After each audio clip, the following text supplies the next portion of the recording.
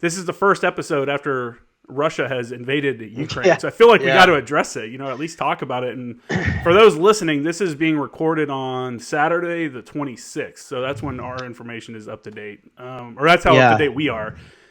I mean, Ukraine's still standing. It sounds like Russia hasn't taken any of the cities. There's heavy fighting. Yesterday, there was reports of 2 transport planes getting shot down with airborne, full of airborne troops and stuff. It's been pretty wild. What's your take on it? Well, so I gotta tread kind of cautiously here, so we don't derail this conversation into the realm of the strange and esoteric. Because I'm in a weird spot because I'm also still working for SOCOM, as a contractor, and so I'll be real careful not to say anything specific, you know what I mean, in relation to my access and everything at work. But I can tell you that I don't have, even being plugged in the way that I am, I don't have any special insight that makes all that fog over there any clearer, right? I'm still getting most of my information from Telegram channels, and I will caution your listeners in this way though, but the mainstream media, no matter what flavor of it you want to consume, be it Fox News or MSNBC or RT or whatever, that's almost all propaganda at this point. You're seeing things come out on news that gets debunked within hours. This. If I'll give you a quick example. There's a popular image going around of a woman. I can't remember what city this supposedly happened to her in. It's a middle-aged woman. Her face is bandaged. She's a bit bloody. You might have seen this image. It was getting circulated everywhere. Well, our technology being what it is, you can do reverse image searches or whatever. And that same woman was photographed at some natural. It was like a gas and oil platform or a refinery explosion or something a year ago. And you're like, well, what is this, right? And then you've got Zelensky, who people are alleging that he fled Kyiv. But but the pro-Ukrainian side is saying no, he's here, he's going to fight till the end. So they've got a bunch of pictures of him in his kit, helmet and body armor and stuff, saying, hey, Zelensky's in the city, he's going to remain. The images that they're showing and distributing though are from a year ago, from a time that he went to see his troops at their forward security positions or whatever, right? So I'm not saying that he's not in Kyiv. I'm not saying that there isn't some Ukrainian fighter ace that's shot down 6 fighters. I'm not saying there's not a bunch of heroes on Snake Island or whatever. What I'm saying is be very cautious about, and this is kind of what we do, this thing that I do on my other channels, investigating these type of things, but whatever is happening over there, both Russia and the United States and basically anybody involved is going to use information to capitalize on it to make some gains, to no matter what. So it's real murky right now, and you're starting. The one other thing I'd say is pay attention to who is vociferously advocating for sanctions on Russia, U.S. military action in the area.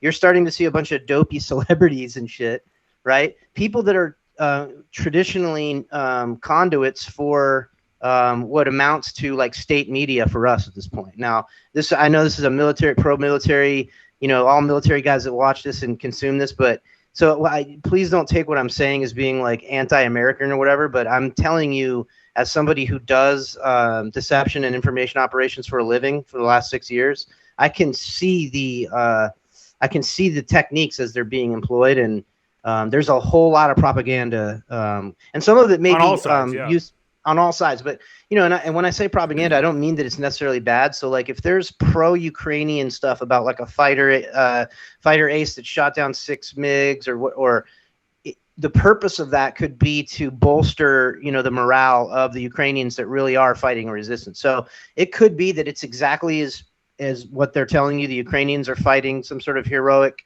resistance, and the purpose of the propaganda is to, bolster their morale.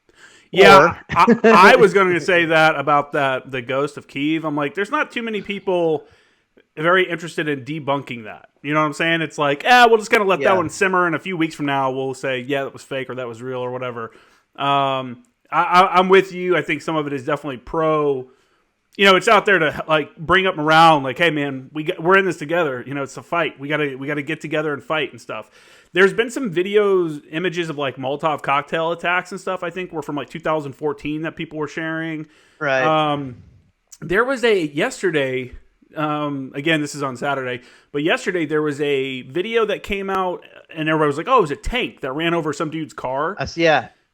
I saw from a pretty reliable source on Twitter that was a Ukrainian vehicle that just lost control and accidentally hit that vehicle because it was at high speed. But everybody ran with that was a Russian vehicle targeting that civilian vehicle, and I'm like, man, I don't know. I'm sticking with that it's a Ukrainian vehicle because I've heard that from. It was so. Okay, was it? Has that been confirmed? Yeah. So there's on Telegram. There's several channels that I'm watching on there, and one of them had extended footage of that going down from multiple angles, and it had the action that precipitated that. So there was like a running gunfight going on in the street or whatever, and that vehicle now. I don't know enough about the Ukrainian or Russian order of battle to identify that. I think the Ukrainians have Russian equipment. You know what I mean? So it's difficult to tell. Like it's all in the markings, and even that can't be guaranteed because you could paint whatever on there. Yeah. But it seemed like that vehicle was fleeing this other contact that's displayed in the other vehicles, and like didn't mean to do that. Like didn't purposely run that car. But again. Yeah. It's hard for us to know looking at grainy, camera phone footage from the other side of the world. But to me, it's like this, and it's like this with literally everything now. What I tell people all the time is you need to, before you react to any stimulus coming from your screens, you need to put like basically a temporal bubble around you, right? Like, so before you go, now there's nothing for us to do anyway, except like, say a bunch of pro-Ukrainian sentiment or whatever, but like, we're in this new hybrid warfare that is more information war than exchanging high-speed projectiles with one another. And this is what I deal with in my professional life as well. It's like part of what this game is getting people in mass to respond to stimulus. You know what I mean? So it's like they're going to run these what we would call deliverables. Like these are executions. They're going to put things out into the information environment, whether it be old pictures of people, Zelensky or whatever it is, right? And then they're going to use their very powerful AI and machine learning stuff to get an accurate depiction of how well that execution worked. Okay, basically, did they buy it? Mm-hmm. Did the audience we're trying to influence are we likely to get the result that we want? And then they can craft and recock. And everybody does it. We do it. The Russians do it. Who name a player in the game, and they're doing it. You're speaking my language as a marketing guy because that's all. It's the same thing. It's the same thing. It's advertising. You're like, hey, did my target audience respond to that? Was there engagement? What's our engagement rate? What's our click-through rate here? That's not very high. We got to change it up. It's how much of it do you think is perpetuated by the state? For like, let's say pro-Ukrainian, because I'll be honest, let me back up. I have been sitting here all day and part of yesterday, like, man, I really wish I could hear more news out of Russia, like Russian news sources, hear, even though I know it's propaganda, and they've already said that the only news allowed about what's going on in Ukraine is state-sanctioned news. Yeah. Like they will, throw their dudes in the gulag or whatever if they report something they weren't supposed to. There's a lot. If you want, understanding like the Russia-Ukraine thing, and I'm not like, I'm not an expert in this. I'm a layperson, but I did become interested and looked into it, and I kind of.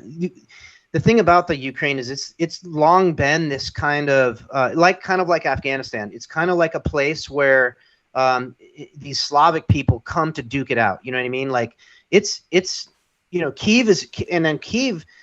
Is older than Russia. You know what I mean? Like mm-hmm. there's it's not just a cut and dry act of bold aggression on Putin to go in there and do what he's doing. Like there's he can make a coherent case for why that's a Russian territory anyway, right? But that almost doesn't matter as much as like to understand like this Eurasian thing. Like if if you get a chance, you can listen to. There's this guy Alexander Duskin. He's a political philosopher that Putin is heavily influenced by this guy. So they'll say like in the same way that like. Well, okay, so he's a guy that's alive today that has a relationship with Putin, and then when you can go on the internet and like YouTube and watch this guy talk, he talks about like a fourth political philosophy. So you've got communism, you've got fascism, you've got capitalism, which is now late stage capitalism, and those are basically the main ones. Socialism is in there, but these are the main political orientations that people kind of fight about, right? He and apparently Putin buys into this. He buys into this like fourth one now, which is kind of like harkens back to like you're gonna have like a philosopher king type of guy, and you're gonna, a return to like morality, like Christian morality, like. And then Putin, you can go online. He's on the record, like 2017 or something. He started talking about the encroaching moral degeneracy of like the NATO countries. Mm-hmm. He starts talking about, hey, look, these, and depending on what your orientation to this stuff is, he can make a coherent case for like, hey, look, what's encroaching isn't just NATO, and we're not just being surrounded by these countries and their militaries. What's also coming in is this moral degeneracy, this thing that normally precipitates a civilization collapse. Like he's making the case to his people. We're not just pushing back against being encroached on by all these, countries' militaries. We're pushing back on the whole mess, So it's like sparking a bunch of Russian nationalism. And then you've got these pockets of people in Ukraine, like in the Donbass, that are Russian separatists anyway. Yeah, on the eastern They've part. been fighting a limited scale hot war there for years now. Mm-hmm. People fighting and dying and shit. So since before Crimea was taken, right? Yeah. And so this is way more nuanced than just Russia and Putin bad.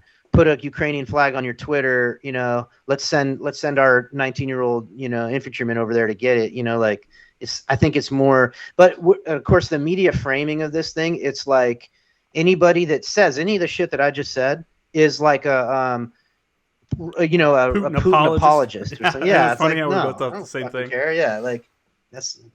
No, I think you're right. And honestly, I think what we're doing right now is probably the right thing. I don't think we should be sending dudes in. I think as much as people don't want to hear that, like, I don't want to send my kid over there. You know what I'm saying? No. Like, if my kid got killed, he's not old enough to be in the military, but if my kid was in the military and he got killed in Ukraine for something, I'd be like, dude, what was the fucking point?